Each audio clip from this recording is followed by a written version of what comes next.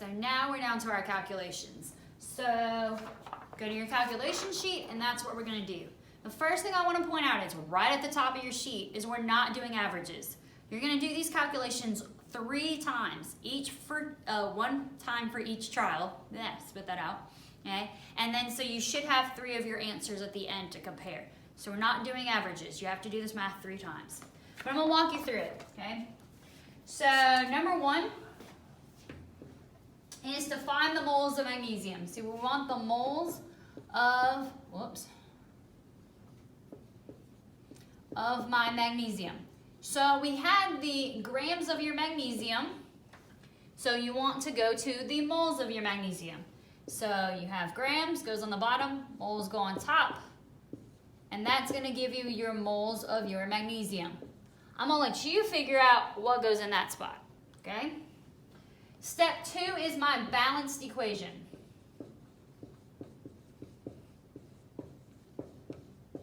So what did we react? We had magnesium, that was a solid, and we had our hydrochloric acid, which is, I could write today, aqueous. So what did we make? Well, we know we made a gas, and that gas was hydrogen gas. Now remember, it is diatomic. It's one of our diatomics. Plus, that guy I want you to figure out what's left over that we didn't use, what 2 things, and then write how you would write if those 2 things came together to make a compound. Okay? I think you could do that. And then make sure you balance it. 3, now we want to know the moles of my H2 gas. Okay? So I'm going to take the amount of moles, this is from number 1, the amount of moles that you got of my magnesium, and I want to go to H2 gas. So I have moles of magnesium, I want to go to H2 gas. Remember, if you're going from one thing to something completely different, I use my balanced equation. This is my stoichiometry. So that's why we had to write an equation and we had to balance it. Okay? So moles of my magnesium go on the bottom. Moles of my H2 go on top. This is my stoichiometric ratio. These are the numbers, the coefficients for my equation. So whatever you put here goes there. Whatever you put there goes there. And then you'll have your moles of H2. Okay? Step 4. And I'm literally going through our little sheet. Okay? Step 4 is we want to find the partial pressure of my H2 gas. Now, the equation they give us is P total is equal to P of my H2 plus P of my water. Now, you might be wondering, well, why do I have this? So, I'm going to show you a little picture. I'm not an artist, but here's our little odometer, right? And in here, this was mostly water. We had hydrochloric acid, but it reacted. So there's a little bit of hydrochloric acid in there, okay? But we're not worried about that, okay? What's at the top is going to be water. And then in our tube, because we had it a little stoppered up, is my H2 gas. But right here, and we haven't fully, you might not have got to this part in lecture, but right here, you actually have water vapor. So right above the water line, you're going to have some water vapor. Whoop. I was saying water, and I was writing water. Water vapor. So what happens is some of this water that's at the surface heats up, it turns into a gas, and it kind of hovers right here. And we're going to get into the water vapor in more depth in later chapters, okay? But I just want you to know that there's some gas mixed in with my H2 that's water. So if I want the pressure of just my H2, I need to account for that water vapor. So what I'm going to do is I want just pH2. So I have to subtract out my water vapor because I don't want that mixed in. So this is what we're trying to find. So then what's our P total? Okay, what's our total pressure? So our total pressure came from our barometer. Okay, so for every trial you read the barometer and you got that value. our pH2 came from that table where you matched it up with the temperatures. But remember, units is all I'm gonna say. Watch them units, because I'm pretty sure these weren't the same units. So you need to convert them before you plug it in, okay? All right, I'm gonna go right here. I'm gonna erase a little bit. If you need it, you can always go back in the video. All right, and we're gonna go to step 5. So step 5 says I want the volume of my H2, but I want it dry, okay?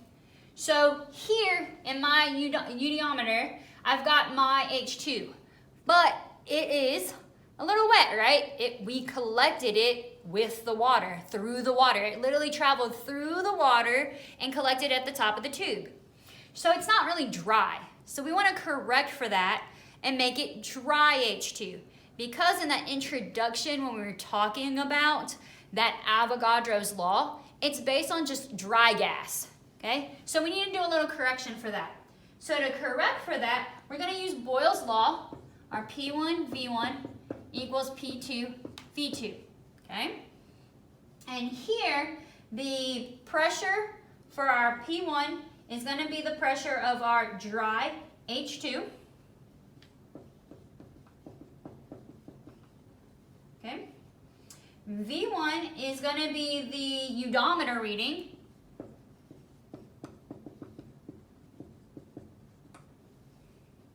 P2, this is atmospheric pressure, right? So this is the pressure you got down here when we did our math in step 4. So you just bring that up here.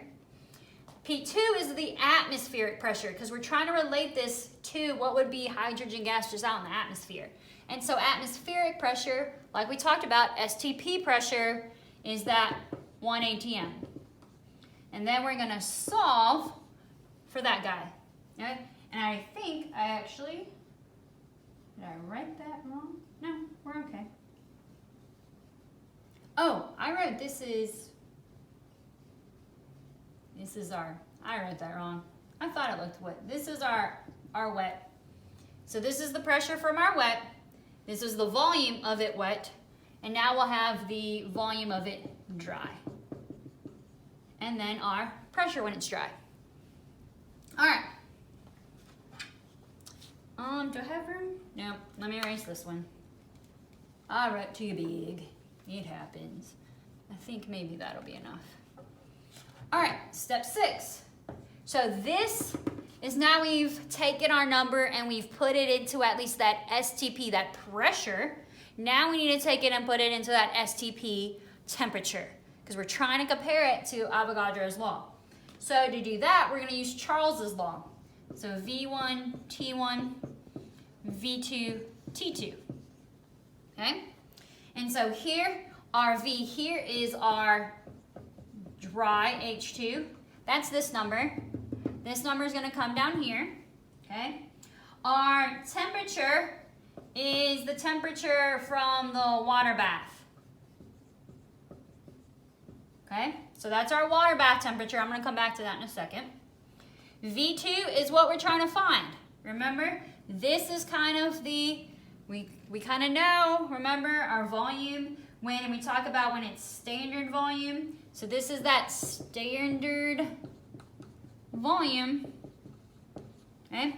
And that's what we're looking for. And then T2 is our STP temperature. So remember, our STP temperature was 0 degrees Celsius, right? But mathematically, we know we don't like that. So put that into our Kelvin.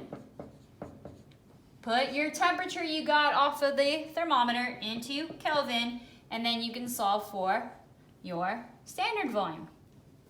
So the last thing we need to do, our last measurement, is step 7. And so step 7 is our molar volume. So this is where we wanted to compare. So in our STP, we said 1 mole was 22.4 liters. So we want to be able to compare our answer now that we put it all in the right units and corrected for everything. So we want our standard volume divided by our moles of our H2. This standard volume is right here.